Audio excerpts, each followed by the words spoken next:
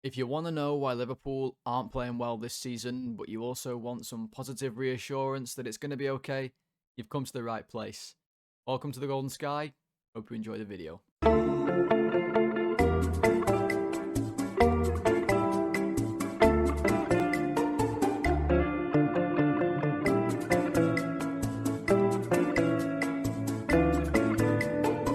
Right, hello everybody, welcome back to the Golden Sky. Today, it is Monday, the 13th of October, 2025. I'm Tom, and as always, if you're joining me here on YouTube today, thank you very, very much for doing so. Drop a like on the video, comment away on the video. We're going to have lots to talk about in today's video. So let me know your opinions on what we're going to get into. Let me know your opinions on Liverpool so far this season and the things that we talk about in today's video. Subscribe to the channel as well. We are well on the way to 200 subscribers, which is amazing. Let's try and get even closer today. Let's see if we can get even further along and get closer and closer to that beautiful 200 mark. So if you could drop a subscribe to the channel, that would be awesome. And podcast listeners, 5-star ratings and reviews. As always, thank you for joining me. So today, what are we going to look at, everybody? Well, it's the international break, isn't it? So first of all, I hope you've been enjoying your international break. You've been enjoying a little break from football, a little reset. You got into a bit of a slog there with Liverpool, I think is the way to describe it. So today we're going to look at the things that are wrong so far this season. And we're also going to talk about why it's not a disaster and why I think things will improve. So it's going to come down to 3 points today. And I've been working on this video. I've been really trying to present it the best way I can that you guys can digest it in a way that isn't too much of one specific thing, because it's not one specific wrong with Liverpool, and I wanted to present that in the nicest way for you to consume, viewer. I've been working on the video over the international break, and I thought putting it out right in the middle would be the appropriate time to do so you can digest it before our game weekend coming up. So that's where we are today. But before we get into it, I do want to tell you what I've been up to in the international break. Climbed a mountain on the weekend. Whole experience. I mean, climbed the mountain, arrived there, immediately had to take a photo of a group. I was on my own, and I had to take a photo of a group of lads. There was maybe 30 lads, all about 40 years old, and all of a sudden they shout me over to take a photo of them. I mean, talk about a nerve-wracking experience. That's what that was. They give me the phone, and there's literally 30 of them lined up. I'm thinking, good grief, don't mess this up. I did think about taking a selfie, I won't lie. I thought about the old selfie trick, but they were looking quite scary, and I was about to be alone with them on a mountain, so I thought, best not fuck around, get the photo done. Pleased to say that I handled it well, took a few landscape, took a few portrait, giving them, a dose of the dose. You have both what they want. Climbed the mountain, was boss. On the way up, though, was behind some fellas who were just hilarious. Every 10 minutes or so, they'd find. I stayed behind them for a while on purpose because I thought they were so funny. Like in a I was laughing at them kind of way. They'd every now and then they'd find a rock. They were about 40 as well, maybe 50, and they were like, "Oh, let me do some push-ups on this rock." They were like doing push-ups on the rocks. And like when they'd finish each of them, there was about 4 of them. They'd be like, "Oh, look at your pump! Oh, it's so good. You're looking strong." I was like cringing big time. If any of you guys are watching, and you are doing push-ups on a certain mountain, I won't say where, on Saturday, and I was behind you, and I thought you were pretty embarrassing. I was, but that's just a bit of fun. Should we talk about some football? Should we talk about Liverpool? Let's do it. But if you've got any fun international break stories, feel free to share them with us in the comments as well. The Golden Sky community would see them. Right, let's get into thing number 1. Okay, so the first thing that I would say is wrong with Liverpool this season is the lack of balance in the team. That's the key term, lack of balance. What I mean by that is, I've put on the screen here Liverpool's, in my opinion, best team at the minute. Okay, this may change throughout the season, but for me, if I was picking a team right now, this would be the best team. You could argue that this is better at the minute. I wouldn't argue against that. But I'm not ready to fully, write off Konate at the minute. Alisson injured, so we're ruling him out. This, for me, is what I would pick. But I saw earlier this week, I think it was this week, I at least saw it this week. I don't know if the video was out this week, but I think it was the Redmen TV did a video. I saw a clip from it where they had the fellas put each of Liverpool's players in positions where they want to be, and I thought it was a really good clip. So I'll just show you briefly what they did, but this is credit to them for the work. So they said, okay, let's start with Isak. Where does he want to be? And they put him about here. We'd agree, right? They said Gakpo, where does he want to be? He wants to be about here. Ignore the blue players for now. Let's see if I can get him out of the way slightly.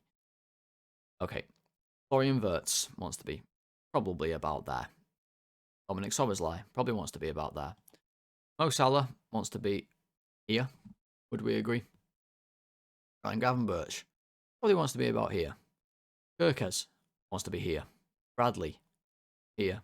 You see the problem, right? Van Dijk and Konate. Now, they put this on. You could even make this more extreme. You could say Gakpo wants to be here. You could say Wirtz wants to be right here. But this is what I kind of think. Okay? Gravenberch maybe even wants to be somewhere here. Then they said, okay, put Ekatike in. What is he wants to be here? Well, Frimpong also wants to be here. McAllister probably wants to be about here.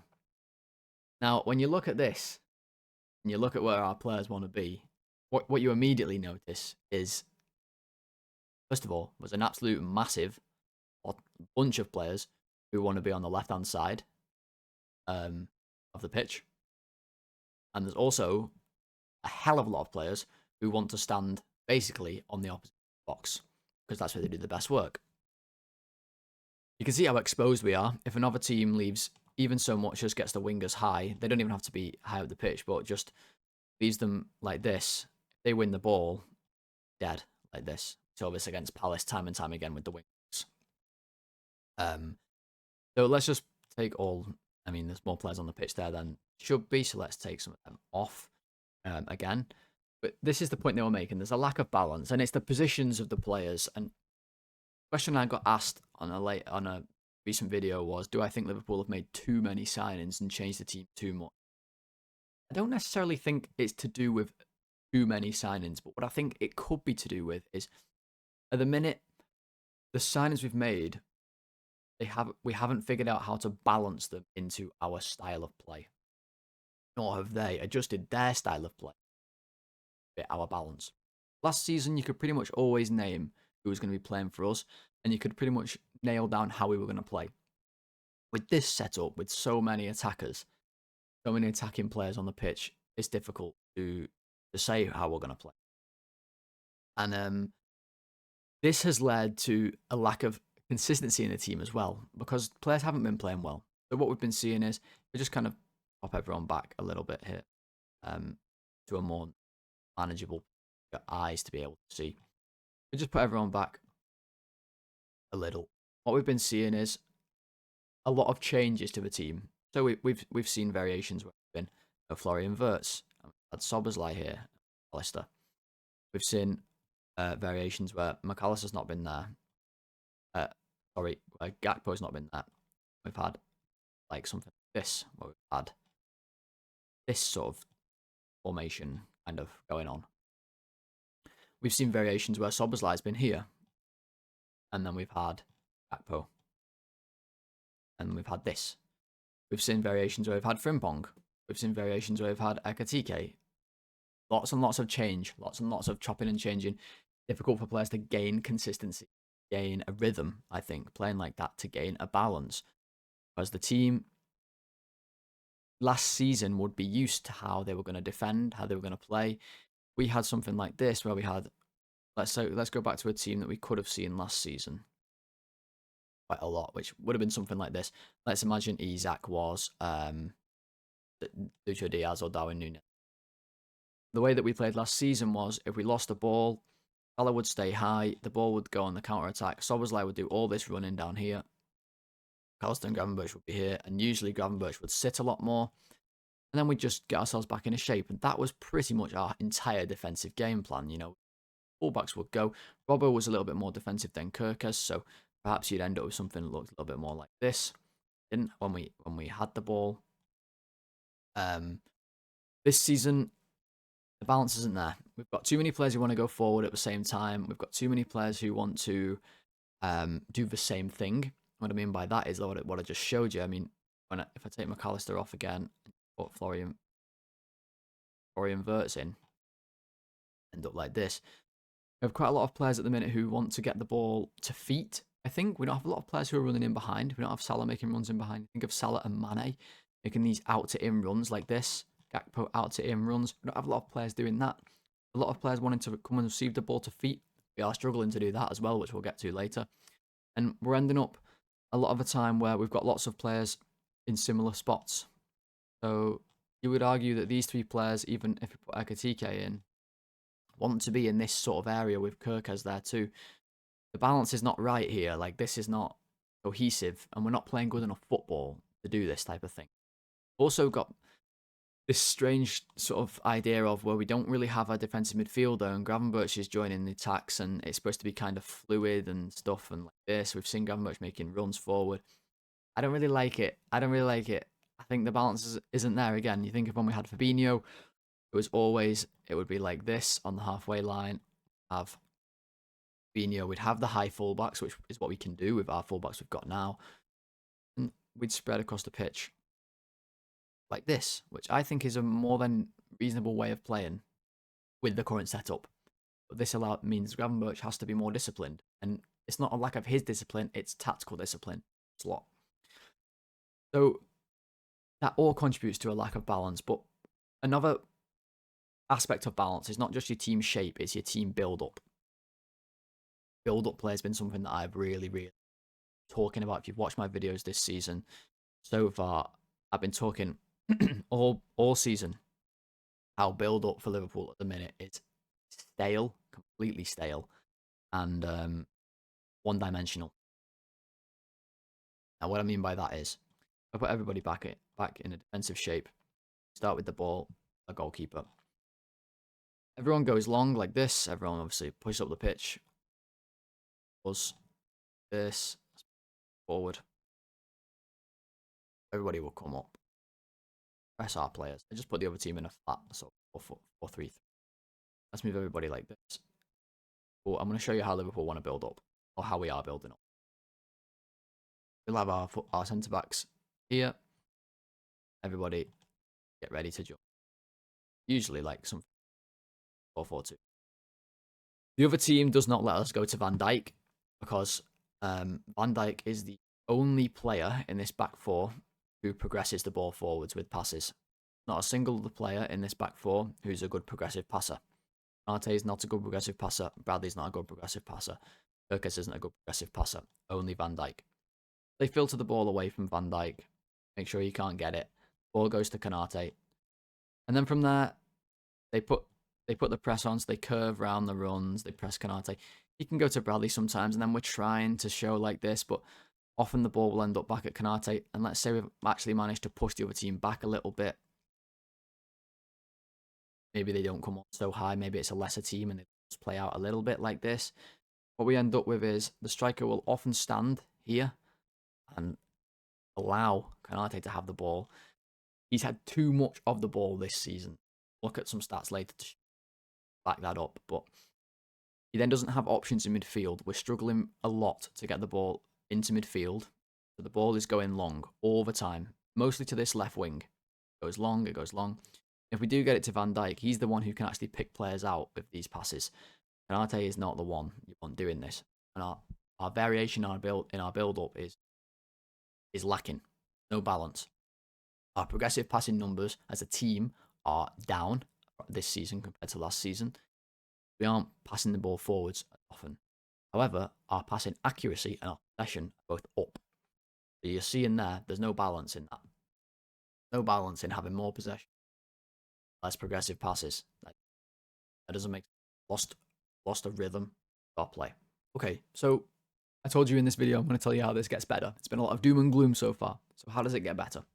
Well, Arne Slot will figure out his best team over the course of the season. It's very early on. We've got a lot of changes. Like I said, lots of new signings. Perkez, Frimpong, Armadashvili even, Burtz, Isak, Ekatike. Lots and lots of new signings. Okay? Arne Slot will figure out the best team. It will happen. Might take a little while. It will happen. Consistency will come. The balance in the team will come. Players will get used to when they're playing. It will happen. It's a fact. Also, the data and analysis team is not stupid. Okay, if I see the things build up, players taking up the same positions, consistency of their performance, this is not something they will miss. They will see it as well. That's why they are paid to analyze actual Liverpool games, employed by Liverpool. I do. Reason they're not stupid. Okay. And also, a good thing, if our build-up's bad, build-up patterns of play can be coached. They can. Seen managers like De Zerbi come to Brighton and innovate build-up. Guardiola, obviously, famously a brilliant manager in that regard. It can be coached. So we were good at build-up last year. Lost a bit of rhythm. We've lost the ability to maybe create this sort of De Zerbi style double pivot where we have two players like this. We get it to our centre backs. When we draw the press on, we're able to sort of quickly pass the ball like this, and be out. Lost that confidence, ability at the minute. That will come. We're not just suddenly bad at build up. Full stop. It can be coached. But overall, I hope I've demonstrated there's a lack of balance in Liverpool's team at the minute, in both traditional sense and build up play. All right, so thing number 2 that's wrong with Liverpool so far this season, for me, number 1, lack of balance. Number 2, lack of quality and form. What I mean by that is, look at some stats, comparisons, players from this season on the left-hand side of the screen and last season, right-hand side of the screen. And we're going to start off with Mo Salah, who's already on the screen.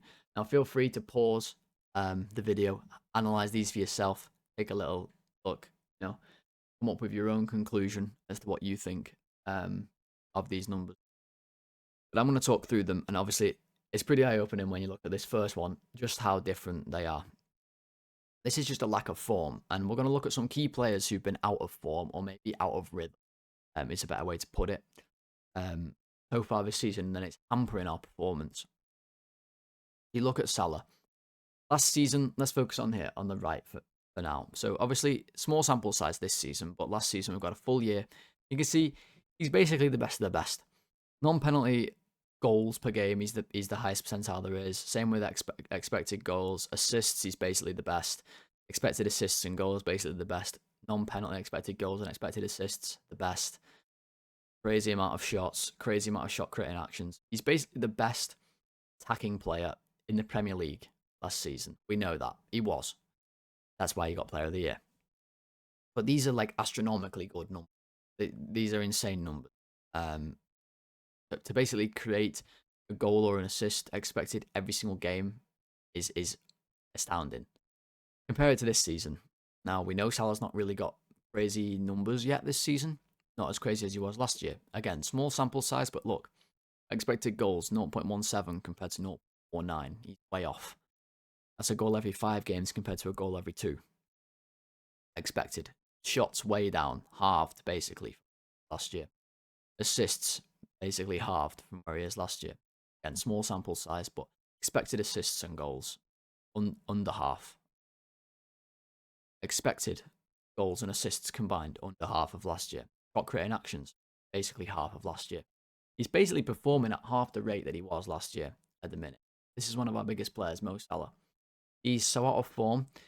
This is a key contributor to why Liverpool are not playing well. Now, look at the passing numbers. These are interesting to me because they're not all that different. What we're seeing is last season, Salah was so effective on the ball. Look, so effective. But he actually wasn't on the ball all that much. Passes attempted, it's quite low. He doesn't pass it all that much. His completion is pretty bad, 70%. A lot of narrative has been made about Salah being really wasteful with the ball this year. It's just not true, really. Not any more than he was last year. I mean, yes, he's not great on the ball all the time. His passing numbers 17th percentile, but he was only 19th last year, and we'd all agree it was one of his best seasons at Liverpool, probably his best. So it's not a case for me of him underperforming in this regard. He's still getting a lot of progressive passes received, but less than last season. His touches in the box, this is where eye-opening. Way under half the amount of touches he was getting in the box last season, this year. That's a key thing. We are not getting Salah in positions where he can produce this level of output. That's why his output is here. Another question I got asked is, how do we get Salah back to this level of output? I think he needs to go closer to the goal, that's for sure. And I think that helps us by having a traditional, I think we can help him do that by having a traditional right back. Whether that's Bradley or Frimpong, I don't want to see Szoboszlai there, as they can get around, provide us the width, and allow Salah to come inside a little bit, get into the box, and then receive the ball. That also is key with us building up and progressively pass the ball into Salah, into the box. Good things are going to happen. We've seen it. Getting the ball to him on the wing, under pressure, he tends to give it away. We've seen it for years now. He's still doing similar things to what he did last year. He's just at a much lower rate. And I mean, take-ons is astounding. Barely completed a take-on per game. This last season he was completing 1.5. He's off the boil, big time. There's no doubt about it. Defensive numbers are basically as he doesn't track back. He never really did, but under slot, it's been something that's been stressed not to do. So that's Salah. Let's move on to Wirtz. Now, this is a little bit different because Wirtz last season in the Premier League, but the numbers still kind of jump off the page at how different. I wanted to show that to you guys. So we know in the Premier League, yet he hasn't had a goal or an assist. So you can kind of throw those numbers out, 7th and 3rd percentile. It's just because it is something to note that he hasn't got. He's definitely off form last year. Goals, he's quite high, but he wasn't necessarily the highest. Not a goal scorer, he's more of a creator. He scores goals, but his game is creating goals. 98th percentile, basically the best player in the world for assisting teammates last season. Got creating actions, you see again, he's super high, but down from last season. Expected assists and goals down from last season. Everything's down, all of his creative numbers down, and that is driven by the passes. Unlike Salah, this data is super different, super important for him. This is his game, the passing. Look at the passes attempted. I mean, just look how involved Wirtz is last year in Liverpool. 67 passes a game. This is the most, look, of any midfielder in top 5 leagues last year, basically. He's dictating games himself. He's the tempo. And look, he's still high. 46, 47 passes per game is still high, 93rd percentile. But it's 20 passes down from last year. Simply not getting him involved enough. His pass completion is about the same. He tends to give the ball away. That's because he tries adventurous passes. He tries creative passes. He does give it away, look. Numbers show it. His passing hasn't been that different in accuracy. Progressive numbers, they're still great. He's still over 6 a game.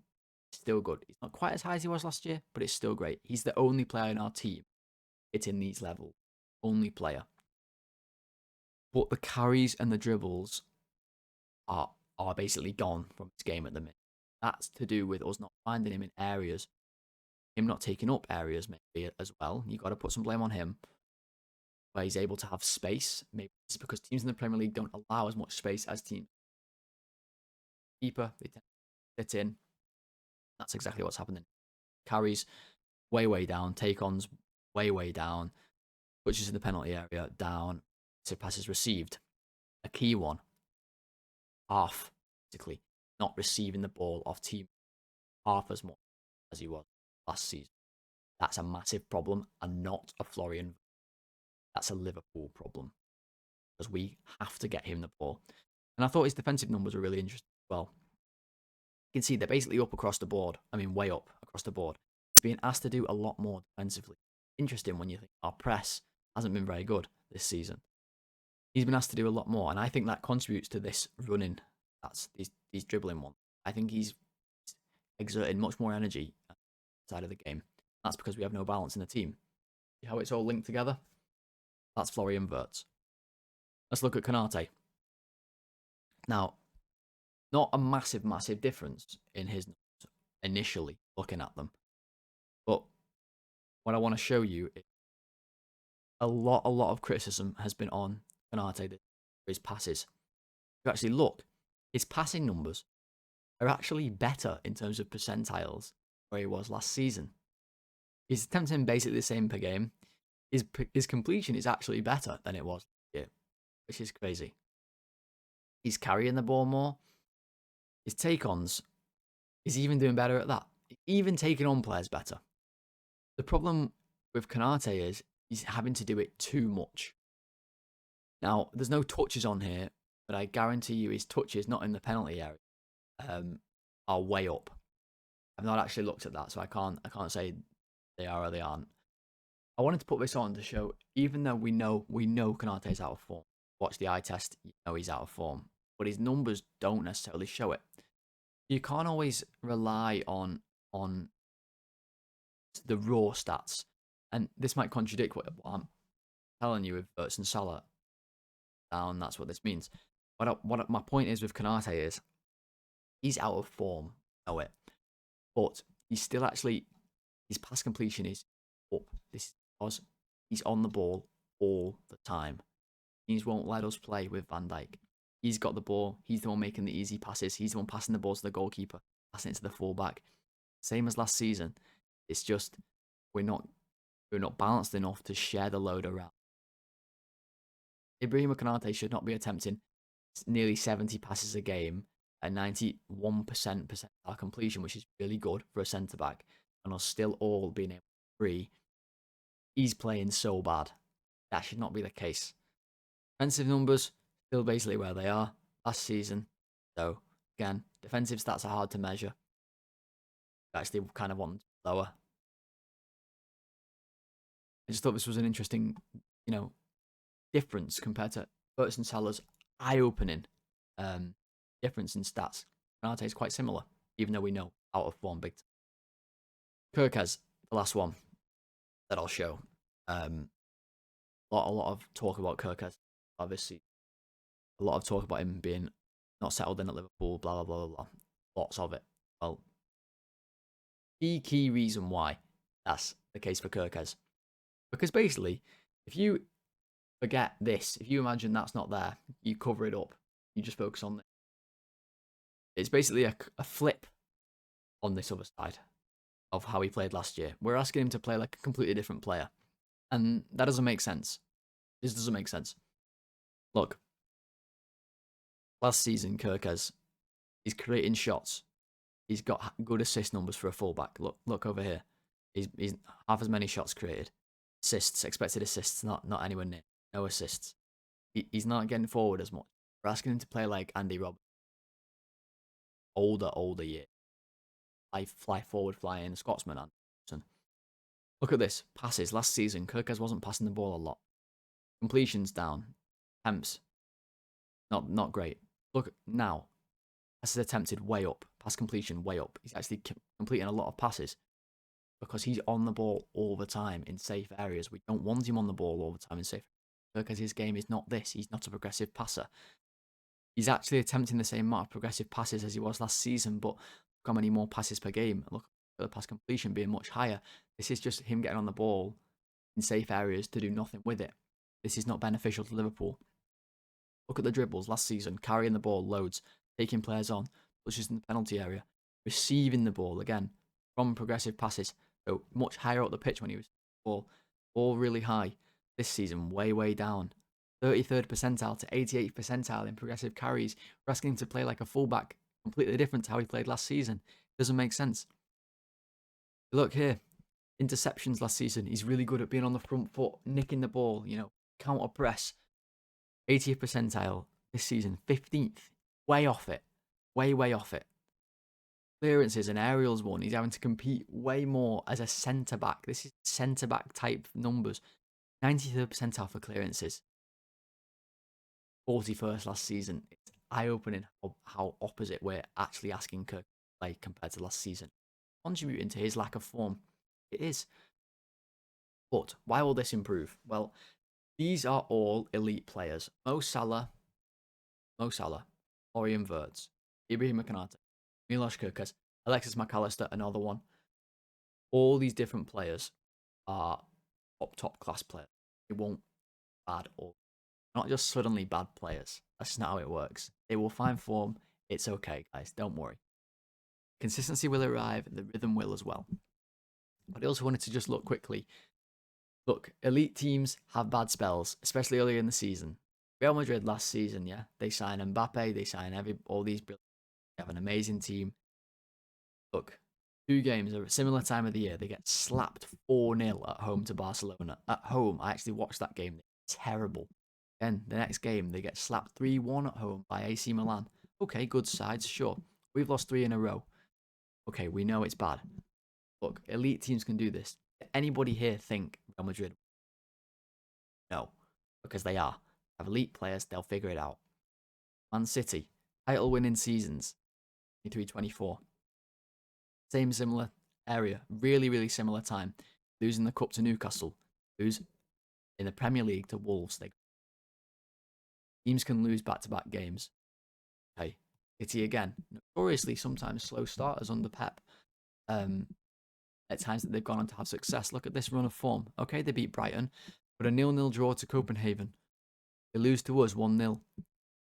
They draw to Dortmund. They've scored 3 goals in 4 games, and they were held from scoring a title-winning Man City 3 times on the road. Liverpool have just lost on the road to Palace, Galatasaray, on the road to Chelsea. This can happen, guys. Bad form can happen. So let's go and look at thing 3. Right, okay. Last thing then today, problems with Liverpool. Number 3, so number 1 was lack of balance. 2, lack of quality and form. Number 3, lack of intensity. That can be summed up. That can summarize a lot of different things. Lack of intensity. What does it actually mean? Well, I'm going to show you some clips. If you watch some of my other videos, I've seen some of these clips before. I'm not going to show you loads. I'm going to show you a few to kind of demonstrate what I mean. Dribble on the page. Show you. Hugo Ekitike is meant to be pressing this centre back. Our press at the minute has 0 intensity to it. No intent and our press. We don't press to win the ball. We just sort of press because we think we're supposed to do it. I suppose we should press. Ekitike ambles over to this player. Look, not really put any sort of sprint on. He's no intention to actually make a tackle. He just wants to get close to have sort of ran near. This player can just pick his head up, knock the ball into the middle. Now, this player can receive the ball, takes a touch. There's no circumstance where any player should be able to receive the ball in the air against Liverpool, take a touch in this area of the pitch. There's no circumstance.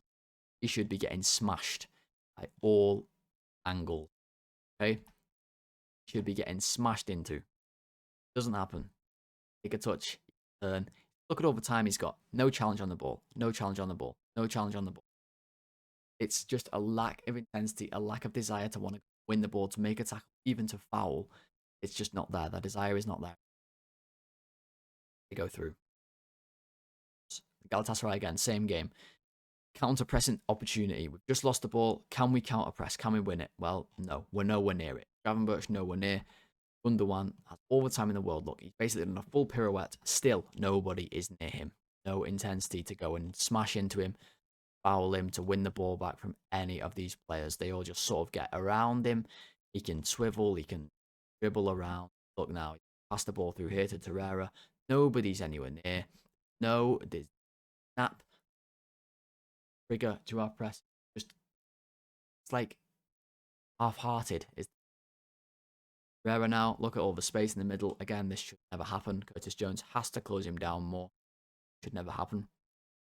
Next game. Crystal Palace. Similar situation. Centre back on the ball.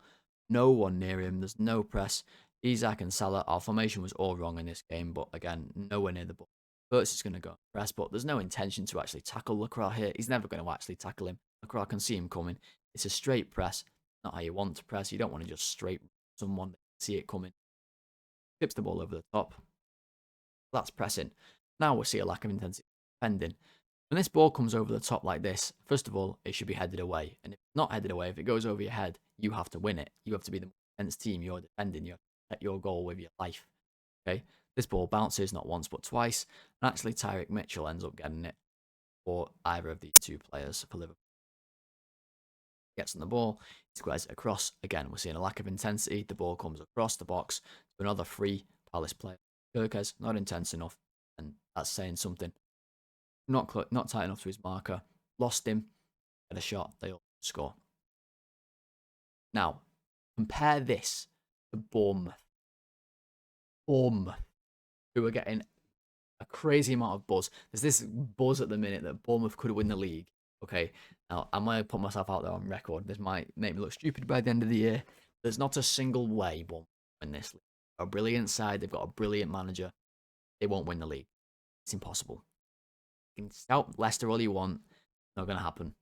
But what they are is an incredible pressing side.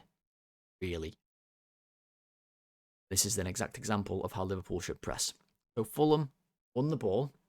Look, immediately, Semenyo tight to Wilson. Rufer tight to Castagna. Tyler Adams tight to the situation. No space. Fulham's pitch is nice and narrow. There's no space. He has to go back. Now look, press has shifted. Immediately, it's tight on Castagna. Got nowhere to go. The only place he can go back. He doesn't want to go back because, look, Evan Nielsen already seen it. This might be Tavernier. Already seen it. Ready to go. So alert. They're ready to jump. Ready to press. It's with intent. They want to win the ball. They want to tackle. See that? The ball goes in the middle. Look at Tyler Adams. Touch tight. Harry Wilson knocks him off the ball. Really aggressive. Wins it as a shot. They almost score. It's so intense. Another example from Bournemouth, same game. Different kind of intensity. Intensity in the counter-attack. You can be intense in your counter-attack, and what that means is ruthless. You take your chances. You finish teams off. You attack with intent to run with pace, to kill a team, to score a goal. We don't have that at the minute. Break, last minute of the game. This is Ben Doak. Remember him? Or Ben Gannon Doak, he goes by now. Flipped through. Now he's got a situation here where he's really exposed, obviously, last minute of the game. But he's through on goal, okay? Can do the right thing. Well, they get back Fulham. He does the right thing, squares the ball across the box, and you're finished it off. Super efficient, super intense, with really powerful runs from all the players involved in the counter-attack. They score a really good goal. Compare this to Liverpool against Chelsea. We get a bit of a counter-attack. Wirtz has the ball. He's going to slip Salah in to get into a similar situation, a little bit like the one Ben Doak was in. Okay, Chelsea have maybe slightly more players back, but you think of where Ben Doak was when he was in this position. Slides the ball across the box. Semenyo comes in, knocks it in the net.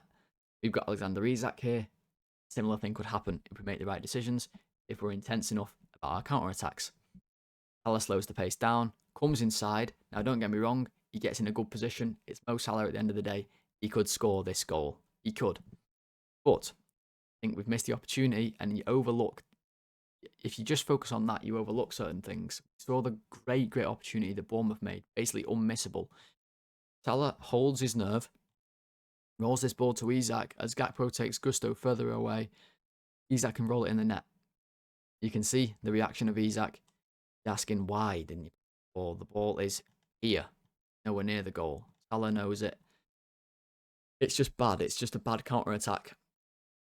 And it's a lack of intensity. So how does this get better?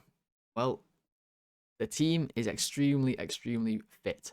They're in a great shape, or they should be at the very least. This type of intensity can translate to football quickly. They need to get back into their pressing rhythms, which they will, I'm sure. This will be worked on. Get back into that ruthless mindset when they have a counter-attack.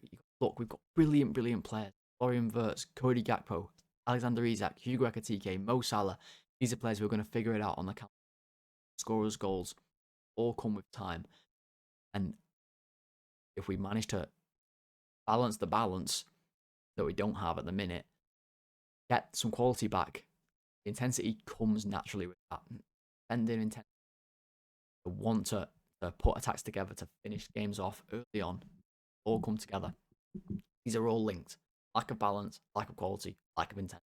They're all linked together. It's like a holy triangle. Alright then guys, that is going to do it for today's video. I hope you did enjoy. Kind of a bit of a different video going on. Lots of different elements to it. So let me know what you thought of it in the comments. I'm keen to know what you did think. Hopefully it was good entertainment break. Like I said, let me know how you spent the international break. Let me know if you got anything fun going on or football coming back. If you did enjoy the video, drop a like on it as well. That would really help me out. Subscribe to the channel.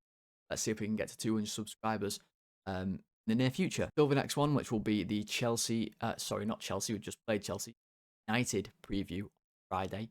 Yeah, looking forward to that one. Enjoy the rest of your international. Have a little from football. Back refreshed, ready for better, more improved football. Hopefully, after watching this video, who knows. Until then, guys, speak to you very soon. Have a good rest of your week.